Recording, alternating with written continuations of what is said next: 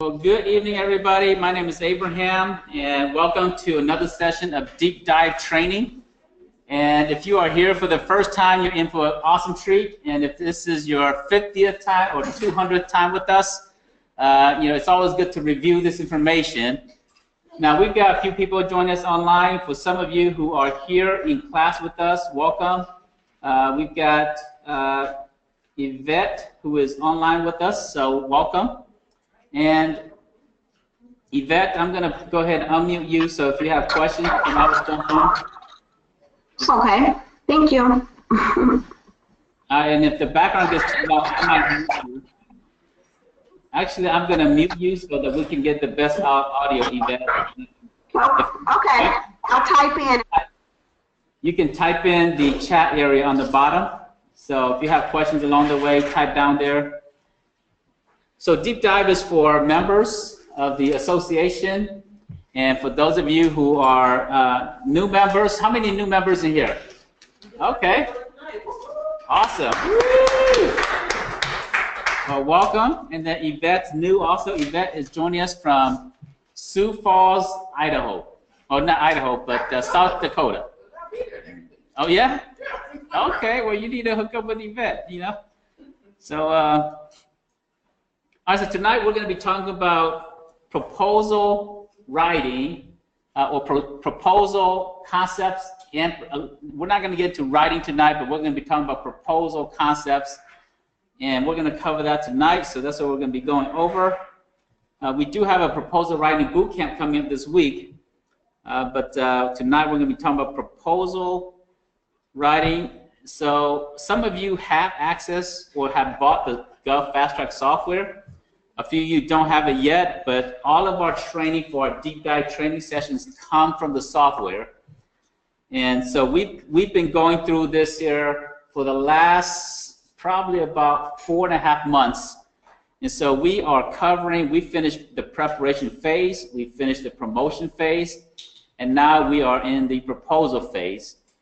And so under proposal, last few weeks we talked about opportunities, how to find opportunities, what's the difference between all the different types of opportunities out there.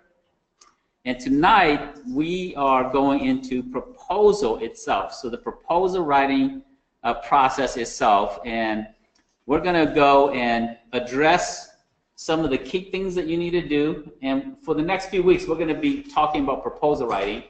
And the proposal bootcamp is done by our professional proposal writers that's all they do. Day in, day out, they write proposals. I know how to write proposals. I've written proposals, but I don't do it for a living. So there's only so much I can teach you and educate you. But what I will do that is excellent and that is better than how a proposal writer would train you and teach you is I've created a roadmap that will allow you to see the big picture as well as some of the specific details of the proposal writing process. So hopefully we might get, I don't think we're going to get into the proposal writing itself tonight because there's so much other things about proposals that we need to address. So I'm going to go ahead and get started. Feel free to ask questions along the way. So let me go ahead and get started in terms of preliminary preparation for a bid or proposal. So there are some things you have to do first before you just start writing a response to a solicitation. First thing you want to do is you want to look at a go or no-go sheet. And if you are interested in the go or no-go sheet, shoot me an email usually you get it with the software, but for some of you who don't have the software, if you shoot me an email, I will be more than happy to send you a copy of this so that you can use it as a tool to help you decide whether a project is good for you or not. I'm going to pull up this go or no-go. It's a little document that we use. We have a few variations of this, but this is one of the go or no-go sheet.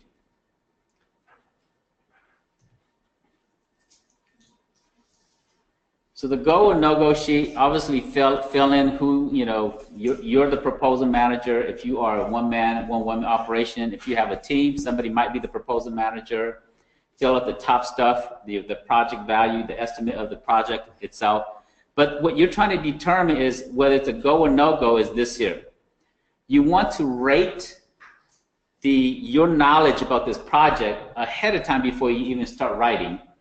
And you want to see how well you score on the project to see if you even have a chance to win on this project. Now, there are a few obvious things before you even do this here.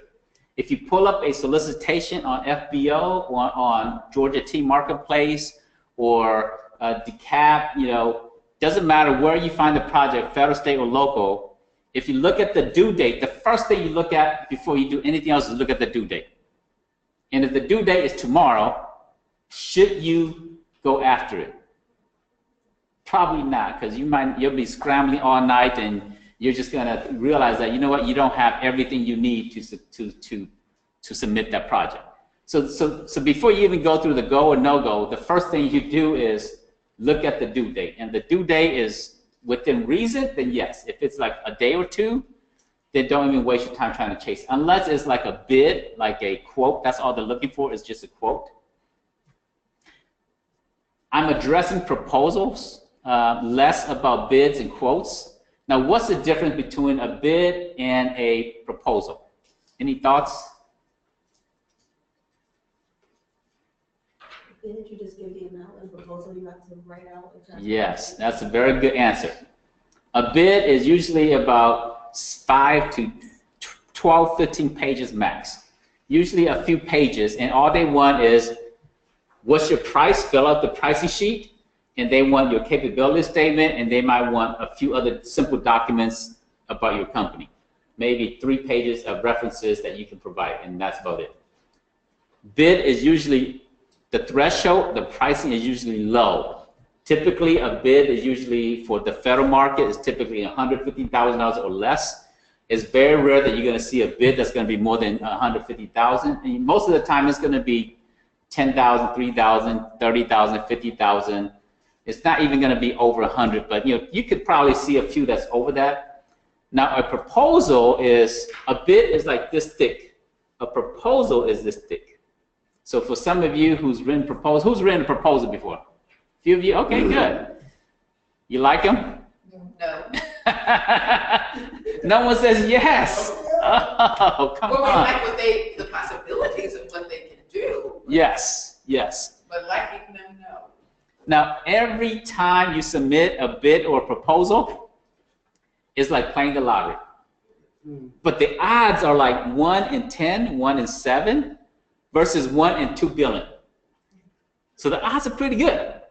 And for most businesses who start off writing proposals and submitting bids, if you don't have any experience and you're just trying to do it, it's going to be, the average is about 1 out of 22.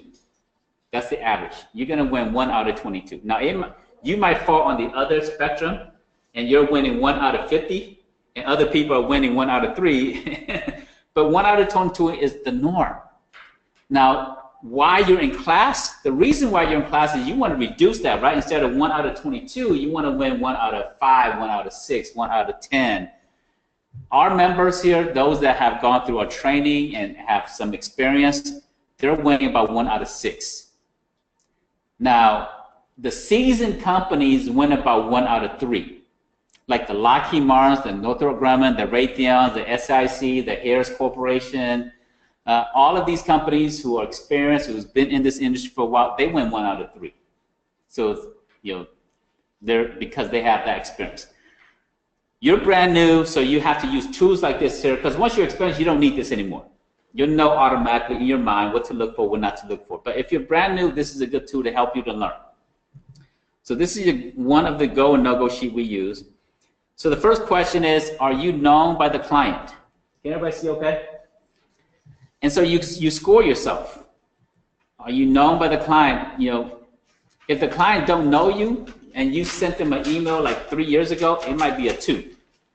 If you never talked to them, you never emailed them, you never engaged them, you just saw this project like a week ago, that might be a 1.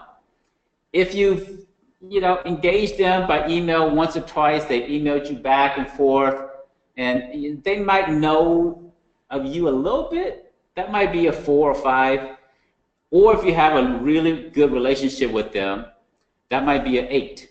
And or you won 20 different sole sources with them in the past year, that might be a 10. So you score yourself. And if the client or the agency, the contracting officer know you, then it's high. If they don't know you, then it's very low. The second question is this the first time you've heard of this project, of this procurement? And so the first, anywhere from 1 to 3 is, did not expect the RFP, you're unprepared. If that's the case, then you might score a 1, 2, or 3. Generally up to date, no major negatives. Like you've been kind of expecting this year a little bit, and then all of a sudden you saw it come out. So that might be 4, 5, or 6. Number 7, 8, 9, or 10 is you have been paying attention to this year. You saw the initial budget, and then you pay attention to the contracting office, and you saw that they put out a forecast, and the forecast is it's coming out in 5 months, and you've been waiting for 5 months for that project to come out. You've been preparing, you've talked to the contracting officer, you've talked to the agency, the supervisor there, you've pre-written your proposal already. I mean, that might be a 10. So that's different ways of how you gauge it. Number 3, what is your overall technical capability or position? Do you have the ability to fulfill on this project here? If you're not really qualified, but you just want to do it for experience, or if you don't have good experience, then it might be a low score. You're capable, you understand the problem, and you have some experience. That might be mid-range, 4 to 6. And then 7 to 10 is you can meet or exceed all the requirements, and you are technically superior than you believe of your competitors. And you might score high. Number 4, can you provide proof of qualified staff? You have, you are the only staff in your company, and you're going to have to go hire 10 people to work on this project. Well, in that situation, you might score low. You have a good team in-house, and you got people who's available to go to work. You might need to hire 1 or 2 people. That might be mid-range. Or you are like rocking it. You've got a great team. You've done many, many projects like this. You might score high. So let's see what. Yvette had a question. Is there a database you can check to know before the bids come out? Yes, there are databases you can check. That is in our software, which we covered last week. I'm going to pull it up quickly here.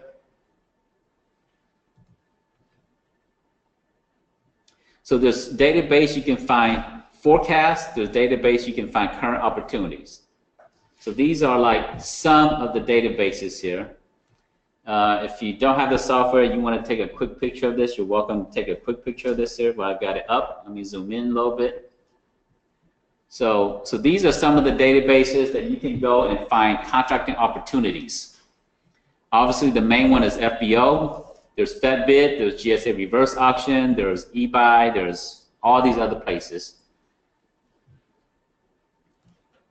And forecasts, there's databases for forecasts, but because I've covered that already, you can go watch the video, because we record all these videos that we train here. And so you just go into the Gov Training Vault and watch the videos from previous weeks. All right, so coming back to our, everybody got it? Or one more time? Everybody good? All right, so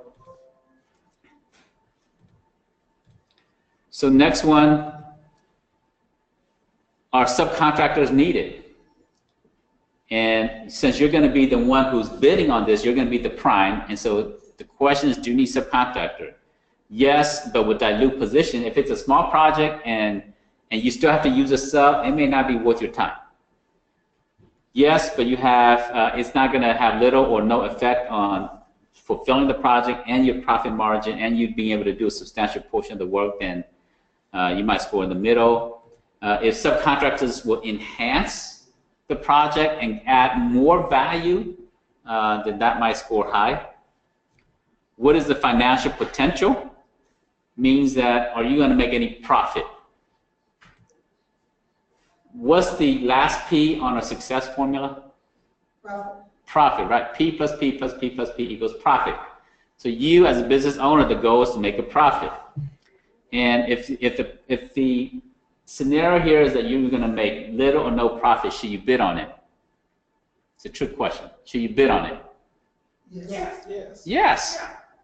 As long as you're not losing money. Because you might bid on a project, even though you are not the most, you're not going to make the most profit, you do it for a few reasons. The most important reason is, one, is because you want to build a relationship with this agency. If it's the CDC, and since you're here in Atlanta, the CD is the largest federal contractor in the state of Georgia.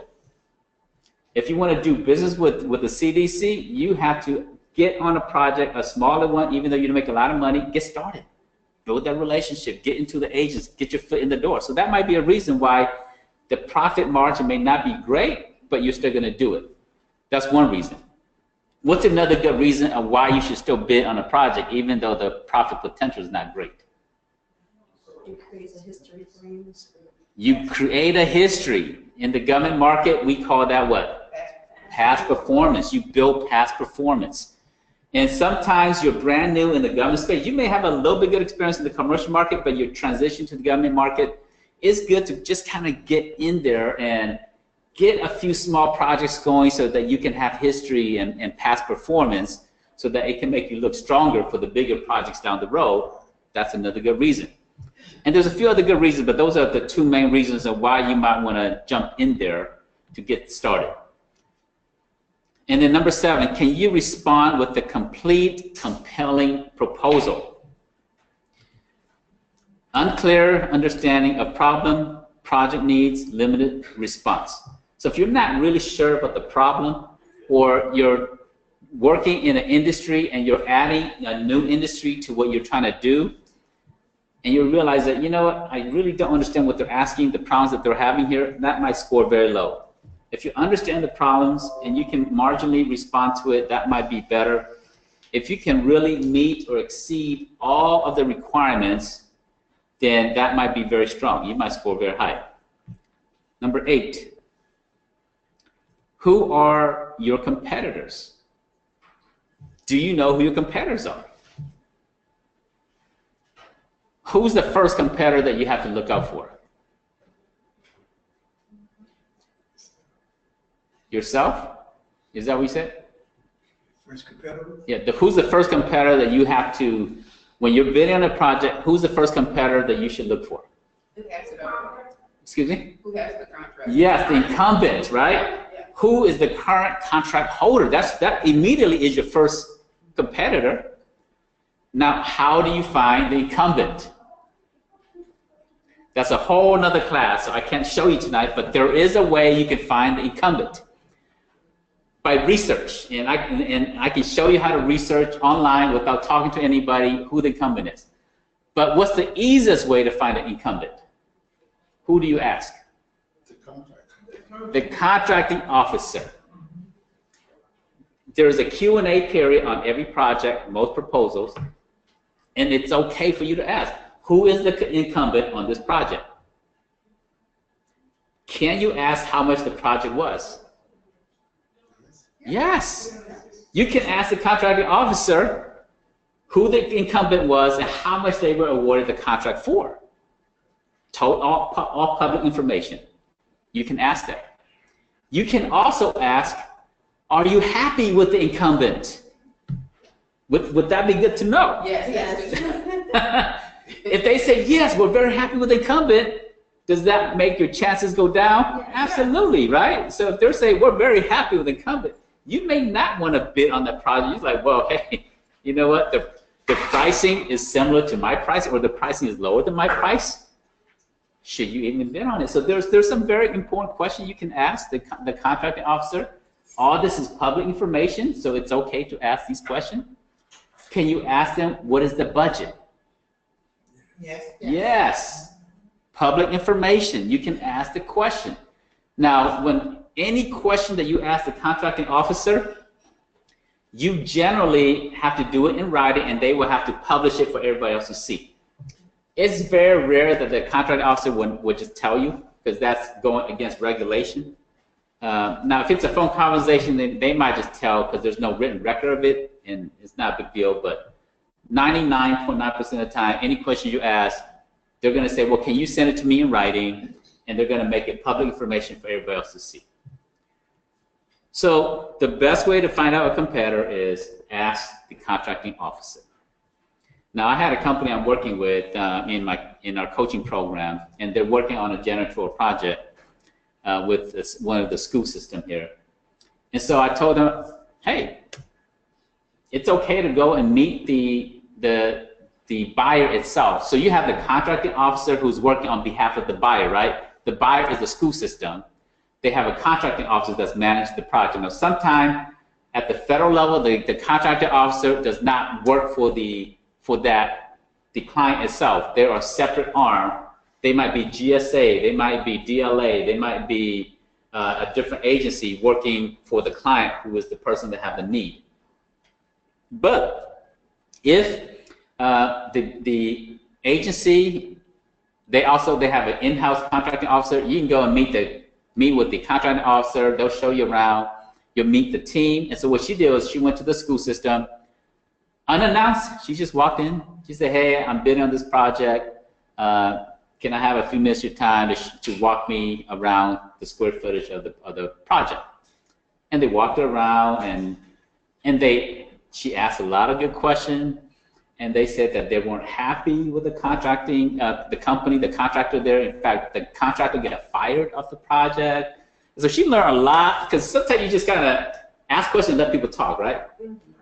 And it's, now you don't want to ask questions that you're not supposed to ask, like, can I pay you some money to get this contract? Yeah, you don't want to say things like that, right? But if you just kind of ask open-ended questions, let them talk and be a good listener, and they're going to tell you things that you may, you'll be surprised that they're going to tell you.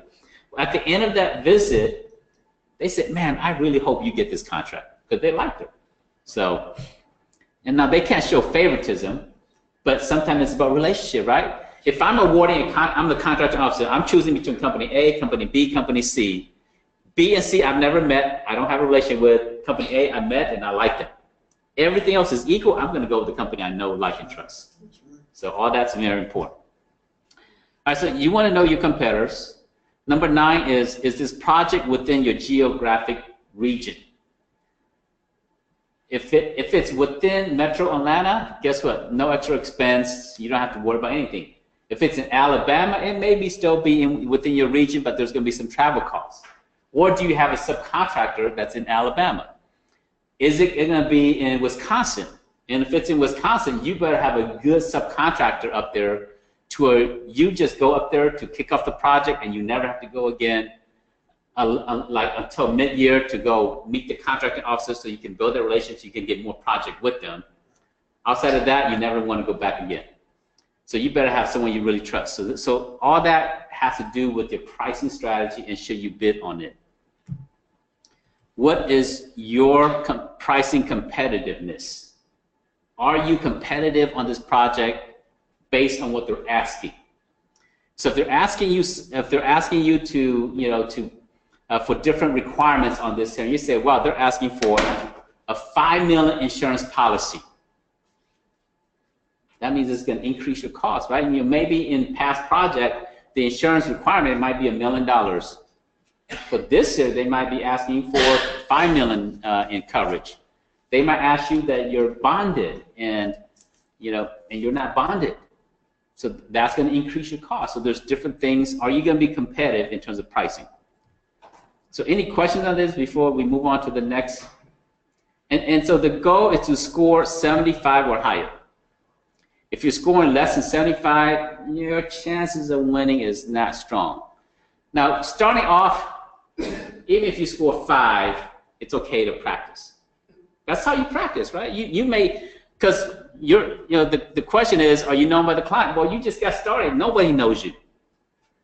Is this your first time you heard this project? Yeah, you just registered in SAM and you just found this project last night.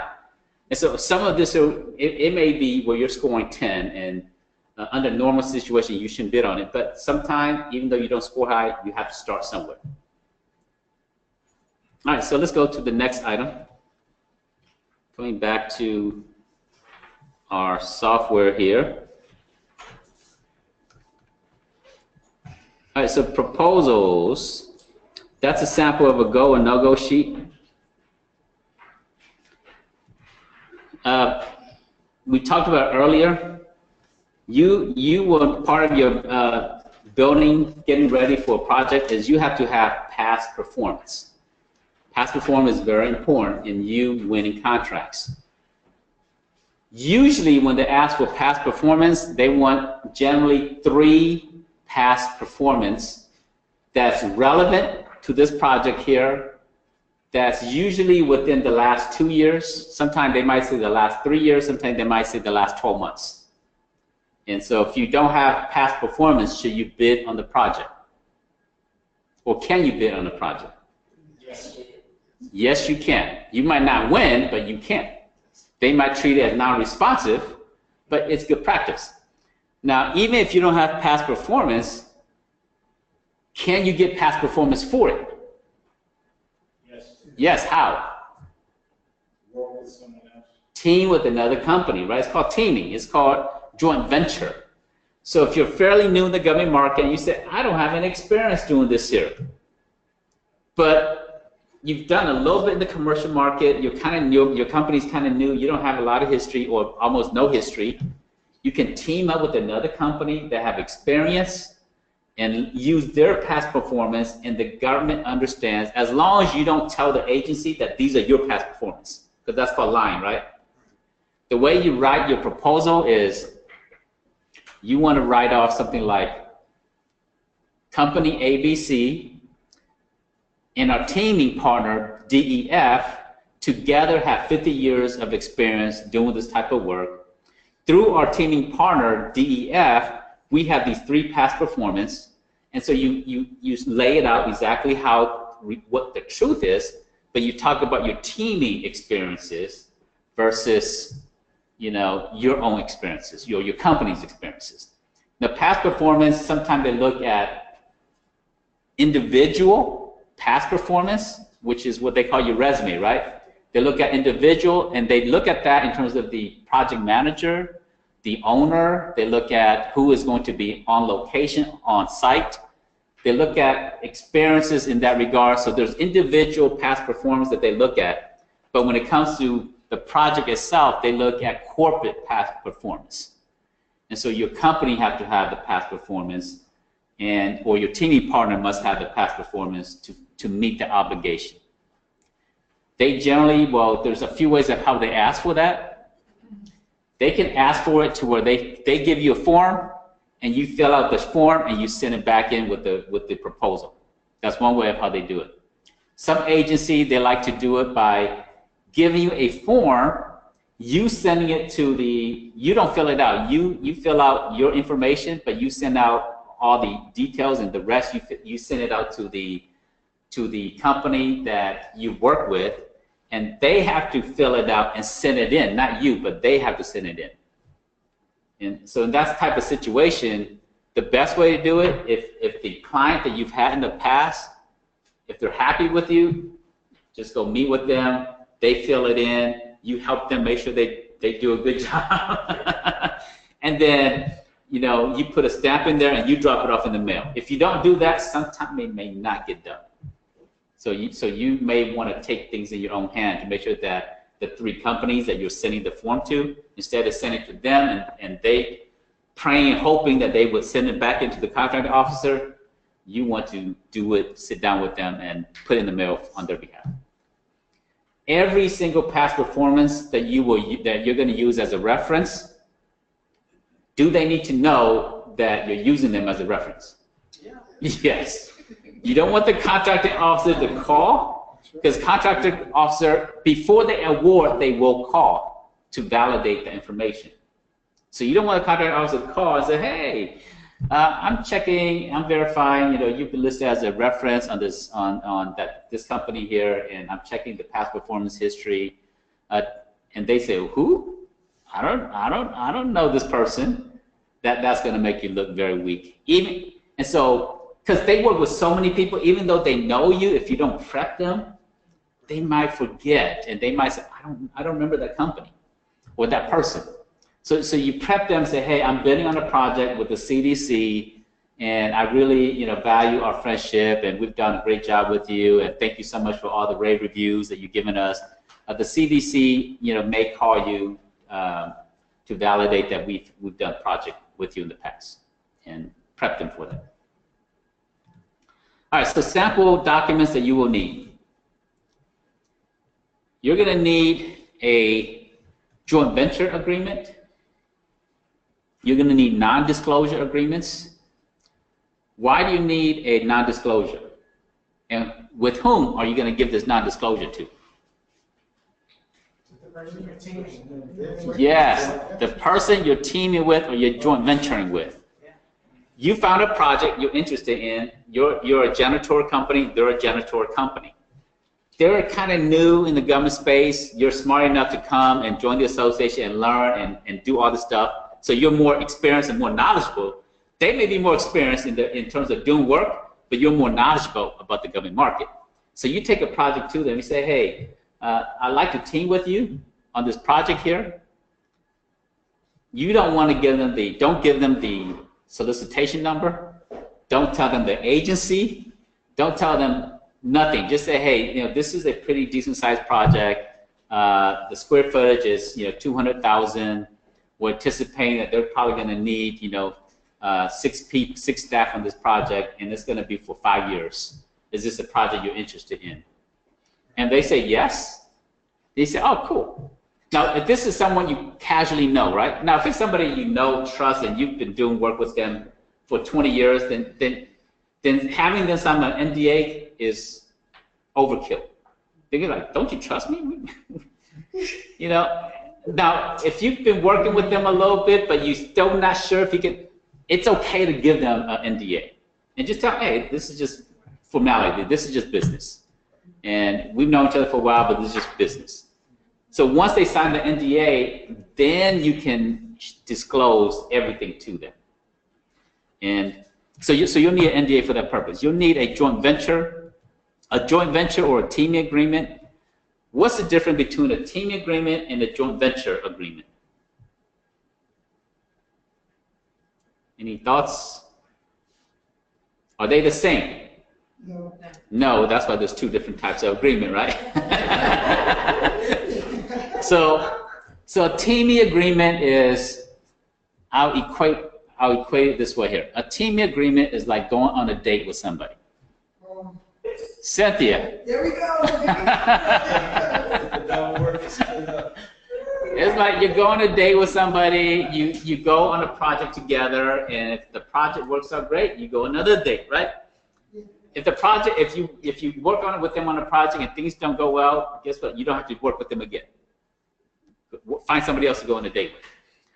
A joint venture is you actually sign an agreement, you form a new company together, and this is how the federal government does it. So in a joint venture, you form a new company, your 2 companies owns this new company together, and the company that bids on the project is the joint venture company, not your company or not their company. So that's the difference between the 2. In a teaming, one company, your company or their company, one has to be the prime and the other one is the sub.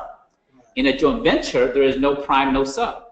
Both of you, because you're in this company together, that company is the prime. Both of you are just working and supporting the project as owners of this company. Now, that's a Hollywood marriage. A joint venture is not meant to last forever. In the government market, through the 8A joint venture program, is meant to last for 3 projects. And then you have to form a new joint venture. Yes. Henry? I understand joint venture, but say team agreement. Uh-huh. Like say you're doing a project, at the end of the project you split up. Can you also do a non-competitive statement saying that, even though we're going to split up the next 5 years, since you know my secret, you can't bid against me in that secret? For the agency and there's a separate agreement that you want to have that goes to what you call, sometime in your non-disclosure, you also add a non-compete clause. Right. Yeah, that as long as you're working together with this agency, that they're not going to compete with you with this agency. Now, they can compete anywhere else, but for this agency, that they should give you the first rights to work with them on this with this agency, and you can say, no, I don't want to work on this project, and then they can go with somebody else. But it's just how you want to protect yourself. I mean, at the end of the day, you want to work with people you know, like, and trust. And if you don't think you can trust somebody, here's my take on agreements. Agreements are for honest people. If someone's dishonest, someone who's a cheat, they're going to cheat you with or without an agreement. They're going to dishonor every single agreement out there if they're that type of person. Agreements are for honest people who say, oh, yeah, I do remember. That's what we agreed to. And that brings you back to the same page again. And that's what agreement's for. Question? How likely do people want to do a joint venture? Okay, good question. So why would someone joint venture together, and why would they want to joint venture with you? Experience. You may have some credentials that they don't have. Yes. You might be a veteran or disabled. Yes. Woman. Or So all those are good answers. So you might have a woman certification, and the other company is a veteran-owned business, and they say, well, it's a guy. They can never be women-owned. So that some projects can be set aside for women-owned, and so they're going to need a partner who's women-owned. It may be where you have experiences that they don't have experience in. So that company might be, for example, they might have commercial cleaning experience, and you might have hospital cleaning experience, and they've never done hospitals before. And you have a skill set that they don't have, and so that might be it. Or you might have a relationship with an agency, and they're trying to break into the agency. And so they team with you because you have certain skills, certain knowledge, certain certifications, certain experiences, or they just like you.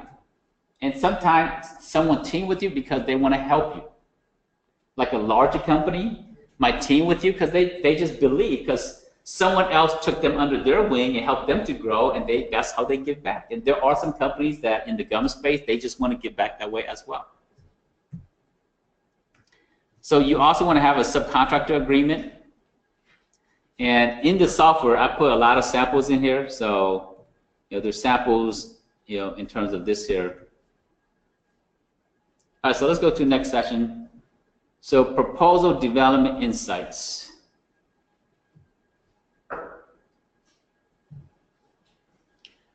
When you're going after a project, you want to see if there's a potential for you to bid on this here. You also want to make sure that you have received the full package. Now, often you see a solicitation comes out, and the contracting officer will say on there, hey, see reference attachment A or exhibit A. And you're looking through the whole document, you don't see solicitation or exhibit A. And you're thinking like, well, what? Don't ignore it that maybe, don't assume that it's not there. Assume that the contractor also made a mistake and that they didn't attach it to the package. So if that's the case, you want to email them and say, hey, on page 10 of the solicitation, you reference exhibit A, but I can't find exhibit A. Did I overlook it somewhere, or is there an attachment missing? And every now and then they make a mistake and they say, oh, yeah, I forgot to attach it. Don't submit the package assuming that exhibit A, you just ignore exhibit A. So always, pay attention to those things. Make sure the whole package is together. You got to work and manage the solicitation. Usually projects, you do it in a team environment, because not everybody like to write the whole thing. Like in your company, one person might be better at the pricing. One person might be better at writing. One person might be good at editing. And so different people have different skill sets. So you build a team to respond to the project. You want to create a theme. and then you want to determine what are the key factors of why we're going to be successful on this project here or this proposal, and make sure that the proposal is pleasing to the readers. Don't just take on the Word document every single thing under text. Who likes to read that much text like a novel? Nobody, right? And you like to add a little graphics to it. Take a few things and where you can, not everywhere, but where you can, make it bullet points. It's a little easier. If you're talking about your quality assurance program, add a little chart and little graph in terms of who the supervisor is and who the compliance officers are, and your next level of support if there should be an issue, and draw a line of how that connects back to the agency and the contracting officer and so forth. So make it pleasing to the reader. You want to have an executive summary, and then there are a few different things in terms of why you lose points. But let's look at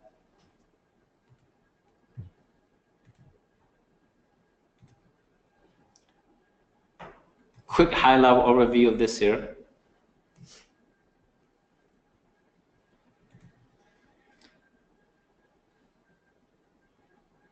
I can't go through everything because it's just too much to go over, but I'll see if there's any specific key things that I want to address. Can you talk about templates? Templates? Yeah, Sure. preparing templates prior to, so that you can drop them. Yes. So there is no such thing as templates, but there are different sections of a proposal that you're going to see that is going to be repetitive over and over and over. For example, they're going to ask you for a resume of your supervisor. So you want to create a template of how all the resume should look like. Just because somebody sent you a resume and it's has different fonts and different things, take that and put it into a consistent resume format. So that's one type of template you want.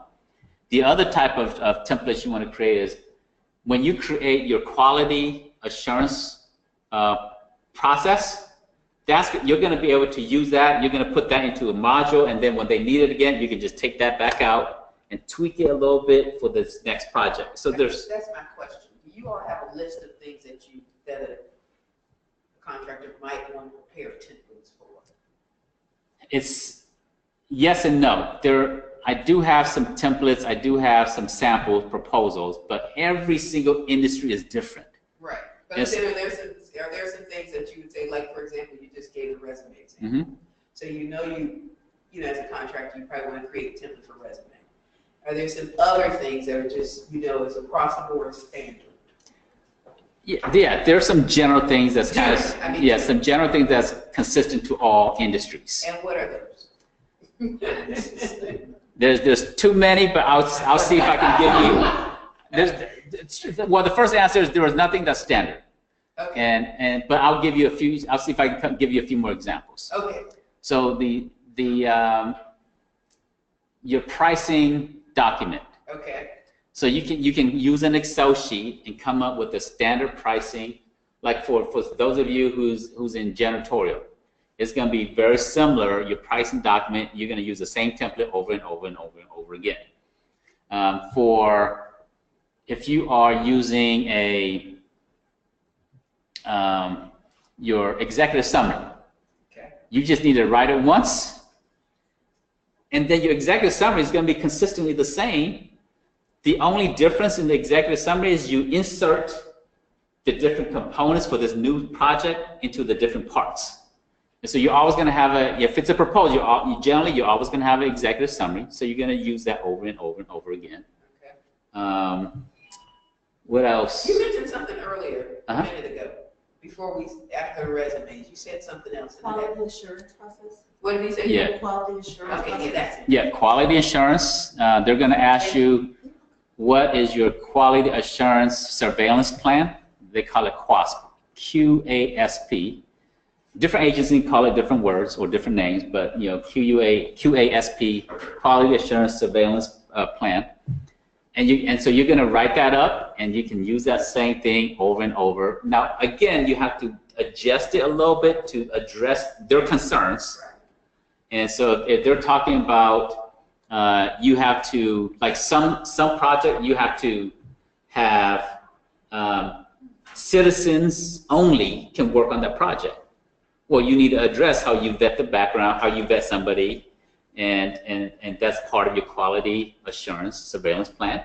Some project, they don't care. You know, if they don't ask for it, it's not critical. Some project, they're going to ask you that all your companies are E-Verify and all these different. Some project, they're not even going to ask for it.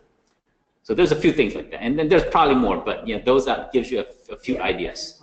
Yeah.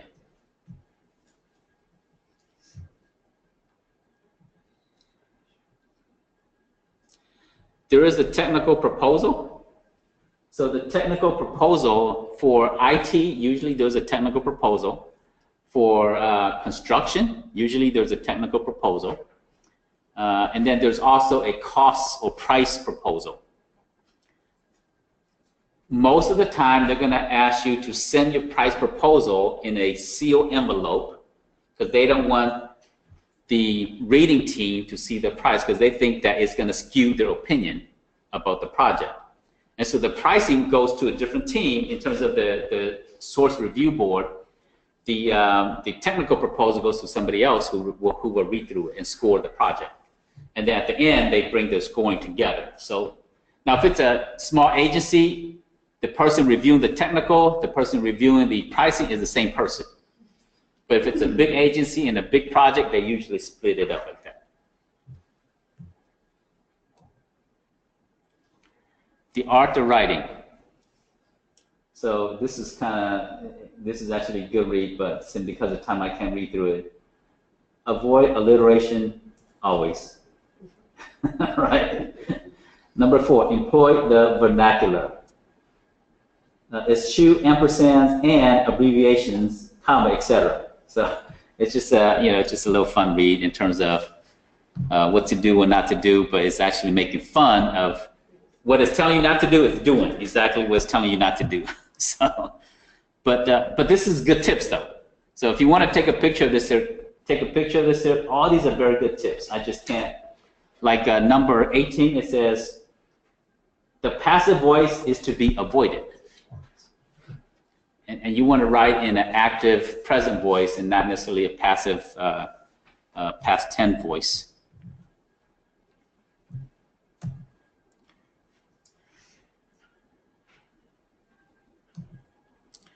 So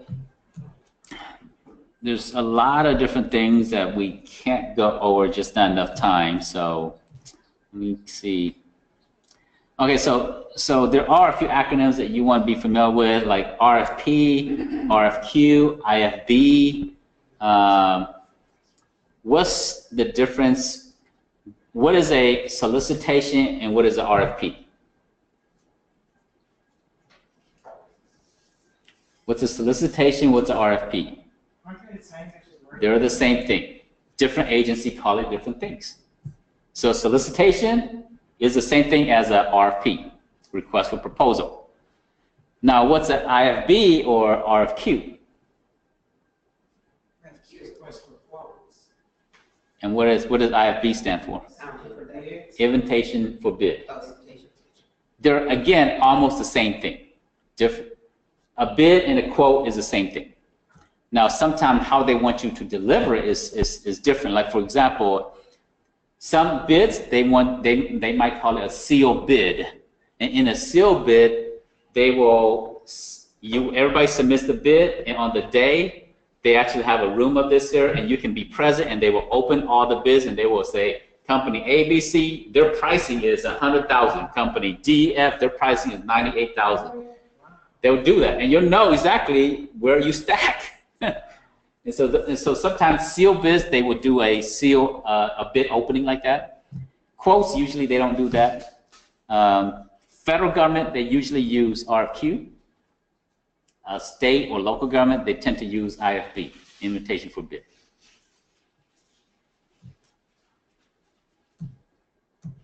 Let's see here. Sometime a bid package will be that many documents in there. So just keep that in mind that it's totally normal.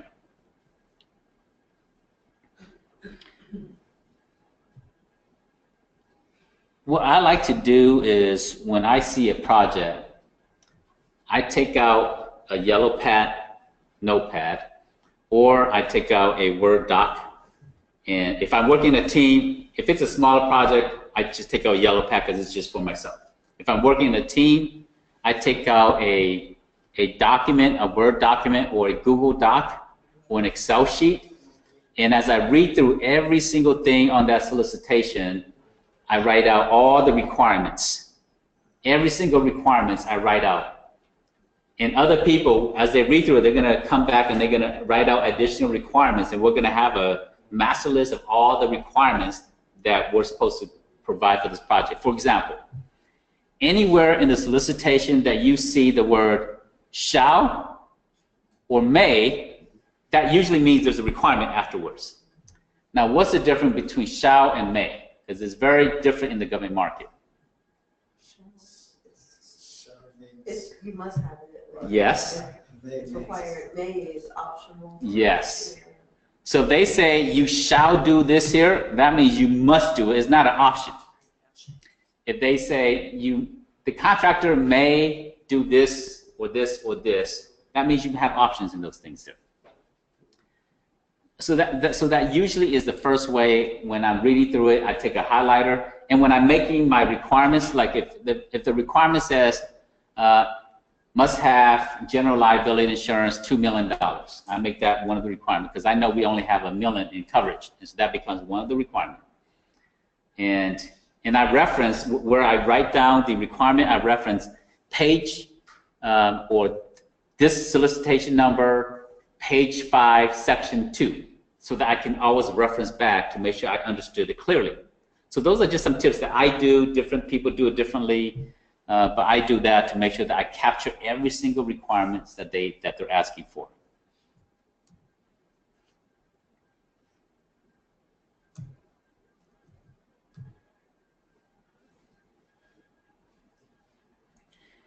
When you're starting off, I suggest using a checklist.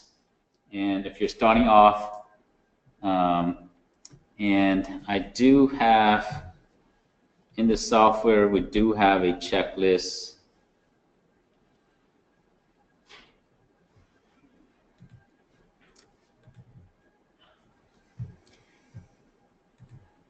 So if you want a copy of the checklist, email me. I'll be more than happy to send you a copy of the checklist. Some things I can't give to you because that's why people buy the software, so they can get it. But every now and then there's things that I feel like it's important for you to learn, and even though you haven't bought the software, I'm still going to make it available to you. So this checklist, and then go and no-go sheet, I'm willing to provide to you guys.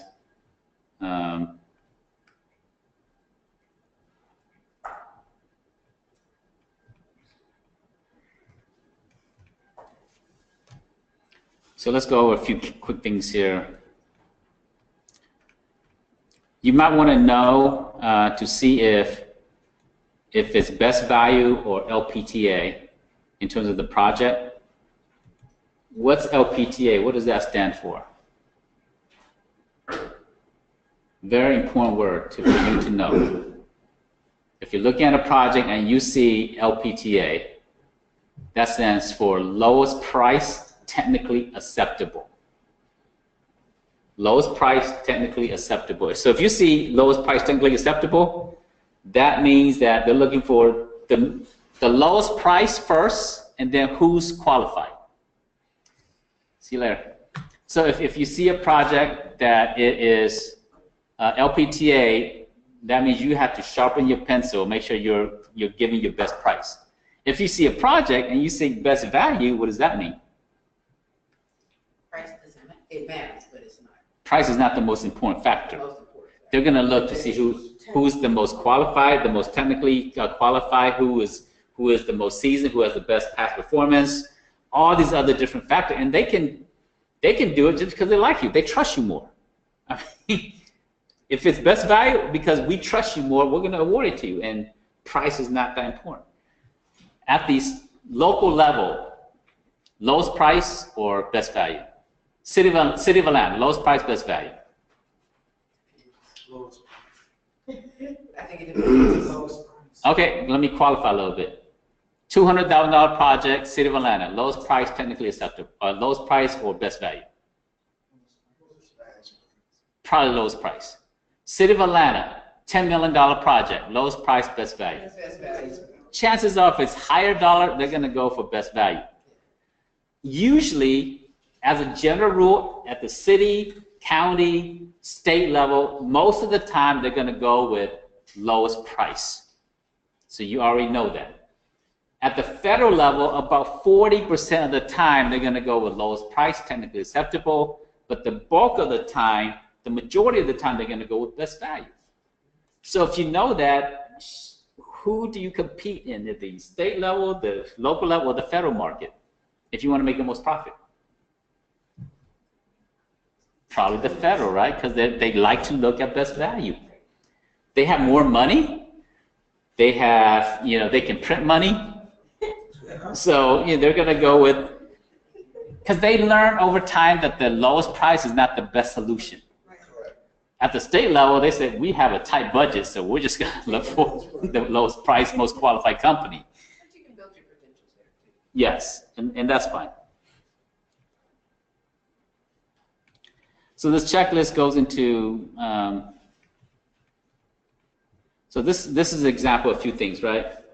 Did you obtain all of the bid package? Did you distribute the bid package to your whole proposal team? Did you review it for missing pages?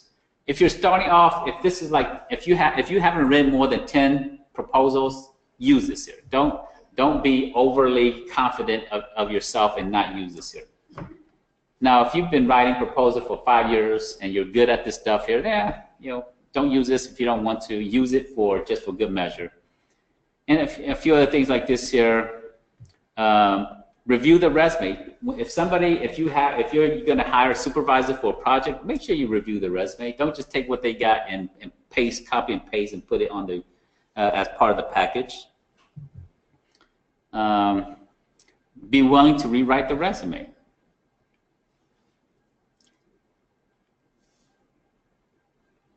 And there's a lot of other tips in here, but let me know, and I'll be more than happy to get you a copy. Okay, yes. So Yvette says lowest price invitation for bid. Good job on that, Yvette. Good answer. I just missed your comments. All right. So any closing comments or questions? I know we covered quite a bit. We're going to continue for the next few weeks. We're going to continue talking about proposal writing, and we're going to cover more details. If at any time you cannot make it to class, please, please, please join us online, because you can join online. Like Yvette joining us from Sioux Falls, Idaho. I mean, South Dakota. South Dakota. Yeah, and half and half like Deborah. She joined us first half, online, and second half here. And then for those of you who are really interested, there's 3 types of people when it comes to the proposal process. There's those of you that say, I love or I don't like proposal writing, but I can write proposals and I'm going to do it myself. And so it's the do-it-yourself type of people. Then there's going to be some of you who say, you know what, I'm never going to write a proposal, and it's not for me. I stink at proposal writing, and it's not for me. And then for those of you who are like that, you need a solution, because whether you like or not, you're going to have to do proposals. So either you hire someone, or you outsource to a proposal team. You hire someone in-house, or you outsource to a proposal team. And if any of those things, if you want to outsource, then you don't need any of these classes that we're doing. You don't need to come to the proposal bootcamp. Now, you might, because you just want to learn and understand the overview process. But if you're planning to write it yourself, then come to these classes and come to the bootcamp, because the bootcamp is about 16 hours of training, whereas these classes, it's an hour. And I can only give you so much in an hour. There's only so much I can give to you in a short period of time. And I can't go into a lot of details. So come to the Proposal Bootcamp. That's where you're going to get a lot of additional value. Proposal Bootcamp is this Friday and Saturday. It will be worth every single penny you invest in. As a member, it's $699 for the 2-day event. And if you bring another guest, we'll do the second person half price. We provide lunch. We're going to have some fun activities as well. It's just not going to be just all hardcore proposal writing. We're going to have some fun activities as well. We actually have a game that we're going to play, so a few other fun things, and you're going to actually get a chance to practice a little bit. We're going to cover concept. We're going to cover pricing strategies. We're going to cover how to write, how to outline a proposal. All these different things are going to be covered this weekend. So anybody interested in coming that you may be able to come, see Richard or Myra. Richard, raise your hand back there. And he can get you squared away for the Proposal Bootcamp. Outside of that, if you have questions, ask me afterwards, and I'm going to let everybody out. So I will see you next week, same time on Tuesday night, and we'll continue all this good stuff. I'll be in Sioux Falls, Idaho. All right, Sioux Falls, Idaho. That's It's right. South Dakota. It's not Idaho. I'm teasing you. That's what I'll be next week. It's Idaho if we say it's Idaho, right? No, it's South Dakota. They wouldn't like that very much up there.